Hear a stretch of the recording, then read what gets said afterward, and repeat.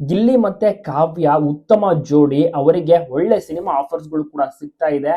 ಗಿಲ್ಲಿ ಕೈಯಲ್ಲಿ ಏನಿಲ್ಲ ಅಂದ್ರೂ 3 ರಿಂದ 4 ಸಿನಿಮಾಗಳಿದೆ. ಮತ್ತೆ ಕಥೆಗಳನ್ನು ಕೂಡ ಕೇಳ್ತಾರೆ. ಮತ್ತೆ ಫಂಕ್ಷನ್ ಇವೆಂಟ್ಸ್ ಗಳಿಗೆ ಹೋದ್ರೆ ಅದಕ್ಕೂ ಕೂಡ ದುಡ್ಡು ಸಿಗುತ್ತೆ.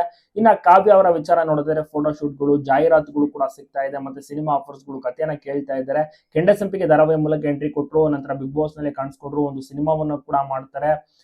ಅದು ಕೂಡ ಬಹಳಷ್ಟು ಚೆನ್ನಾಗಿ ಪರವಾಗಿಲ್ಲ ಓಡ್ತು. ಅದನ್ನ ರಾಕಿಂಗ್ ಸ್ಟಾರ್ ಯಶ್ ಅವರ ತಾಯಿ ಪುಷ್ಪಾ ಅವರೇ ನಿರ್ಮಾಣವನ್ನು ಮಾಡಿದ್ದು. ಸೊ ಈ ರೀತಿ ಕಂಪ್ಲೀಟ್ ಆಗಿ ಬ್ಯುಸಿ ಆಗಿದ್ದಾರೆ ಕಾವ್ಯ ಅವರು. ಸೊ ಕಾವ್ಯ ಅವರ ತಂದೆ ತಾಯಿಗೂ ಕೂಡ ಗಿಲ್ಲಿ ಅಂದ್ರೆ ಇಷ್ಟ. ಗಿಲ್ಲಿ ನಟ ಮನೆಗೆ ಇನ್ವೈಟ್ ಮಾಡಿದ್ದಾರೆ.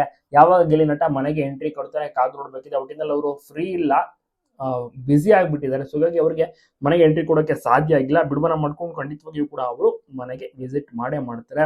ತಪ್ಪದೆ ಎಲ್ಲ ಕಡೆ ವಿಡಿಯೋನ ಶೇರ್ ಮಾಡಿ. ತುಂಬಾ ಅದ್ಭುತವಾದಂತ ಕಪಲ್ಸ್ ಅಂತ ಹೇಳ್ಬೋದು. ಒಳ್ಳೆ ಕತೆ ಸಿಕ್ಕರೆ ಸಿನಿಮಾವನ್ನು ಕೂಡ ಮಾಡ್ತಾರಂತೆ. ಆ ರೀತಿ ಮಾಡಿದ್ರೆ ಜನರಿಗೆ ಇನ್ನಷ್ಟು ಖುಷಿ ಆಗುತ್ತೆ. ಗಿಲ್ಲಿನ ತುಂಬಾನೇ ಗೌರವ ಕೊಡ್ತಾರೆ. ಕಾವ್ಯ ಅವರ ತಂದೆ ತಾಯಿ ಮನೆಗೆ ಇನ್ವೈಟ್ ಮಾಡಿದ್ದಾರೆ, ಊಟಕ್ಕೆ ಇನ್ವೈಟ್ ಮಾಡಿದ್ದಾರೆ. ನೋಡೋಣ ಅದು ಯಾವಾಗ ಅವ್ರು ಹೋಗ್ತಾರೆ ಅಂತ. ಆಗ್ಲೂ ಕೂಡ ವಿಡಿಯೋಗಳು ವೈರಲ್ ಆಗಿದೆ. ವಿಡಿಯೋನ ಸಹ ಮಾಡಿ ಶೇರ್ ಮಾಡ್ಕೋತಾರೆ ಕಾವ್ಯ ಅವರು.